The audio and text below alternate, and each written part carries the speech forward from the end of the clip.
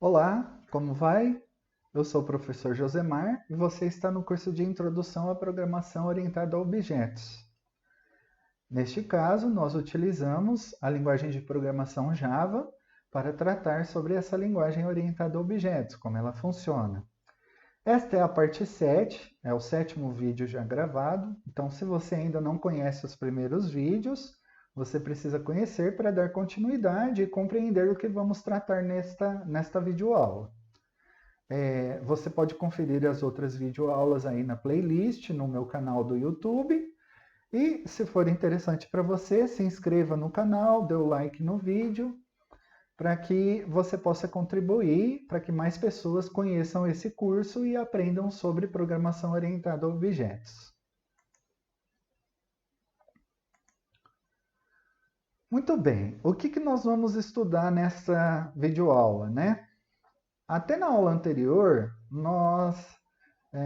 eu passei para você como se faz para você interagir com o usuário, solicitando a entrada de dados e exibindo saída de dados, né? Exibindo uma mensagem para o usuário. Então, nós criamos um programa onde você solicitava dados, realizava-se a soma desses números, desses dados, e aí apresentava de volta para o usuário. Agora nós vamos acrescentar no nosso programa estrutura condicional. Nesse caso, nós vamos estudar o comando if, né, no Java, como ele funciona. Toda linguagem de programação tem uma estrutura condicional e é essencial que você a conheça. Por isso que nós vamos estudá-lo aqui na linguagem Java. Você também precisa entender como funciona essa estrutura condicional para que você possa desenvolver programas mais avançados. Além disso, eu vou apresentar para você alguns operadores relacionais, que são utilizados juntamente com a estrutura condicional, com o if. O que são esses operadores você vai aprender daqui a pouco. Vamos ver também sobre os operadores lógicos, isso na próxima aula. Nesta primeira aula, vamos conhecer apenas a estrutura condicional if e os operadores relacionais. Mas afinal de contas, do que se trata uma estrutura condicional, né? O que nós pensamos quando nós falamos de estrutura condicional? O que vem à sua mente, né? Para isso, nós vamos recorrer ao que você estudou lá no comecinho sobre algoritmos, quando você estava aprendendo a programar. Então, quando nós falamos de estrutura condicional, nós logo pensamos num algoritmo bem simples, né? Um algoritmo para trocar o pneu do carro. Se a gente fosse criar um algoritmo em formato de fluxograma, o mais simples possível para se trocar o pneu do carro, nós poderíamos fazer o seguinte. Então, nós temos o início do programa, o final dele e o processamento significa trocar o pneu.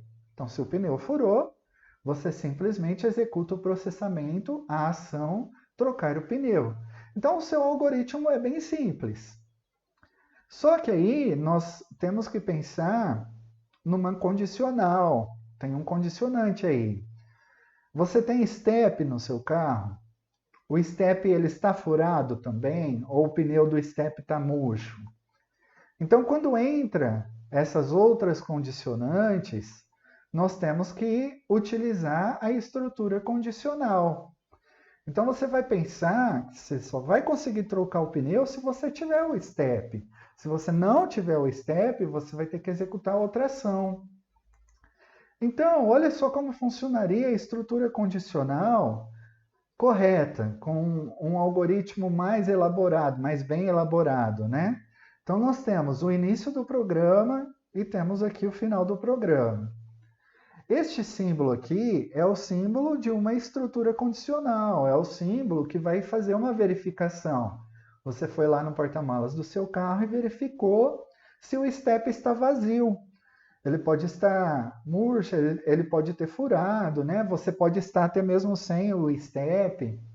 Então, nesse caso, você tem que imaginar o seguinte: um algoritmo mais bem elaborado vai imaginar o seguinte: você verifica o step E se ele não estiver vazio, você segue por um caminho. Se ele estiver vazio, você segue por outro caminho. Então, este símbolo aqui representa a estrutura condicional. É uma estrutura condicional C. Nós utilizamos a estrutura C, o if, no caso da linguagem Java, né? Então, o que você vai fazer? Você vai verificar se o step está vazio. Ele está vazio? Sim. O que você vai precisar fazer? Você não vai conseguir trocar o pneu, então você vai ter que chamar o guincho. Ou então você vai ter que chamar o borracheiro, né? Agora, vamos voltar à pergunta. O step está vazio? Não. Então, sim. Aí você consegue trocar o pneu. E aí você caminha para o final do programa. Então, utilizando um algoritmo simples, você consegue entender bem para que serve uma estrutura condicional. E ela é essencial. Você vai utilizar a estrutura condicional em praticamente todos os programas que você vai criar. Por isso, nós vamos dedicar esta videoaula apenas para falar sobre a estrutura condicional. Nas próximas, nós vamos falar de forma mais aprofundada, mas aqui nós vamos ver o básico.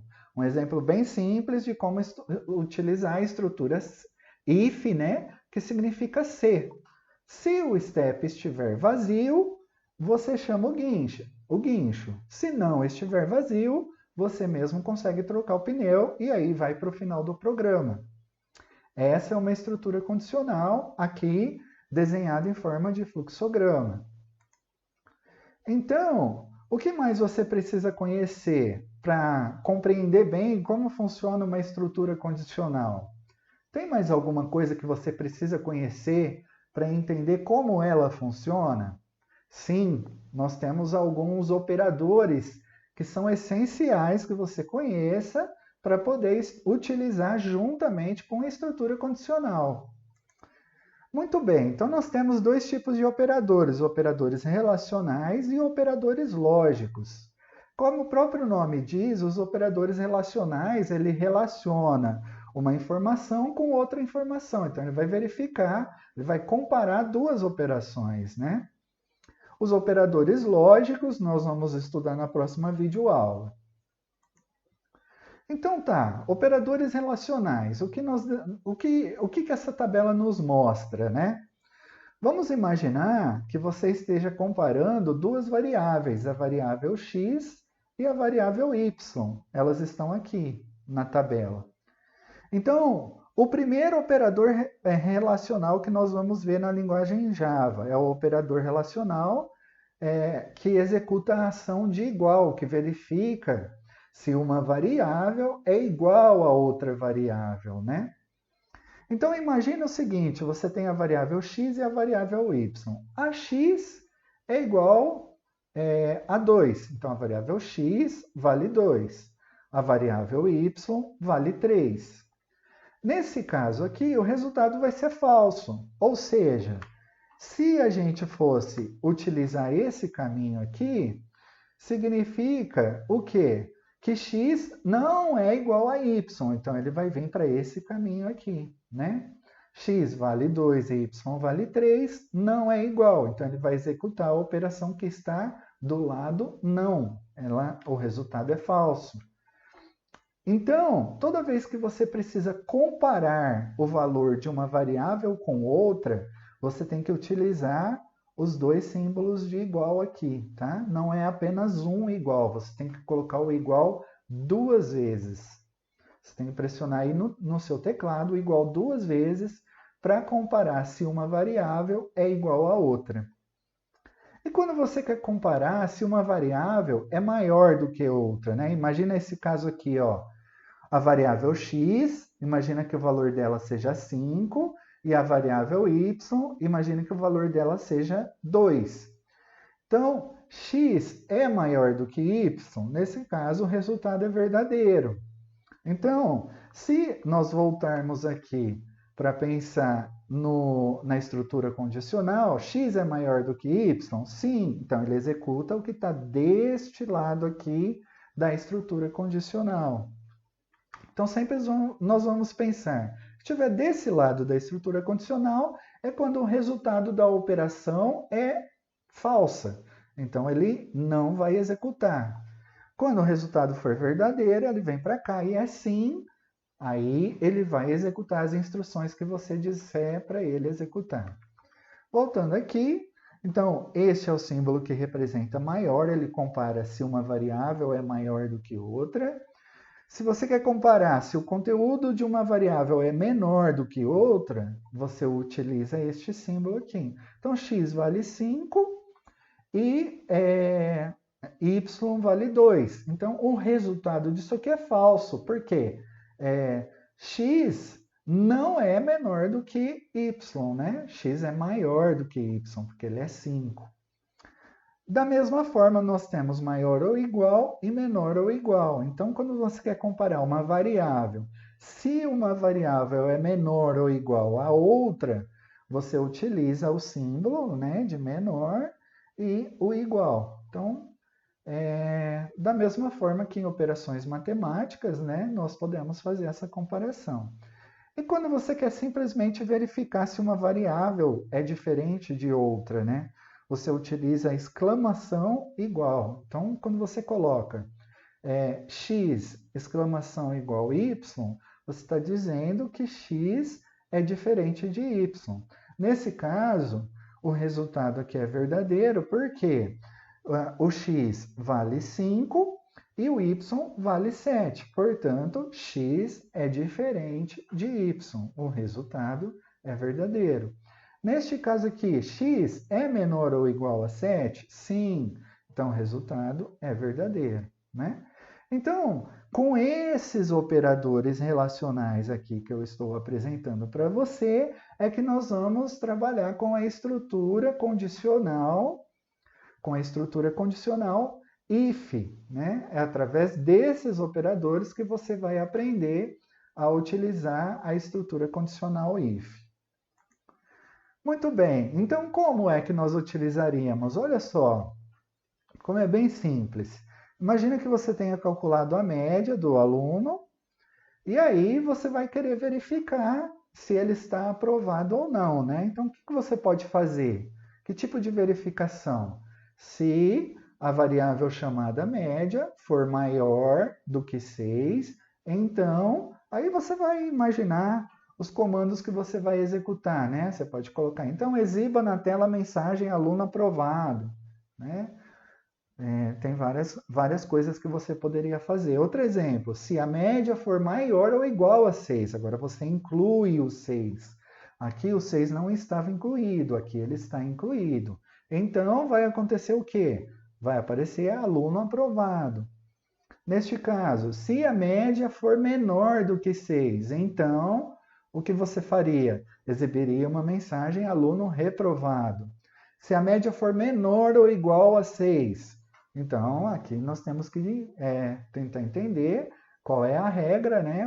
Que mensagem você vai exibir para o usuário. A mesma coisa aqui, se a média for igual a 6, o aluno está aprovado, poderia ser. Se a média não for 6, né? Então, é outra condição que deveria ser estudada para a gente decidir que mensagem a gente vai exibir. Só coloquei esse exemplo aqui para você ver como é importante utilizar, no caso, o C aqui, esse C é o if na linguagem de programação, tá? Então, se uma variável, aí vem o operador lógico e uma comparação. Um operador relacional, né? E uma comparação com um determinado valor ou com outra variável. Então, você sempre vai utilizar uma estrutura condicional, dentro da estrutura condicional, você sempre vai utilizar operadores relacionais. Por isso que é importante conhecer esses operadores aqui, tá? Então, fazendo um resumo, se média for maior ou igual a 6, então, o que você está querendo dizer aqui? Ó? Se o que está dentro do parênteses, esta condição for verdadeira, ou seja, se isso aqui for verdadeiro, ele vai executar os comandos A. Imagina aí uma sequência de comandos que nós chamamos de A. Então, somente se a condição for verdadeira, ele vai executar essa sequência de comandos.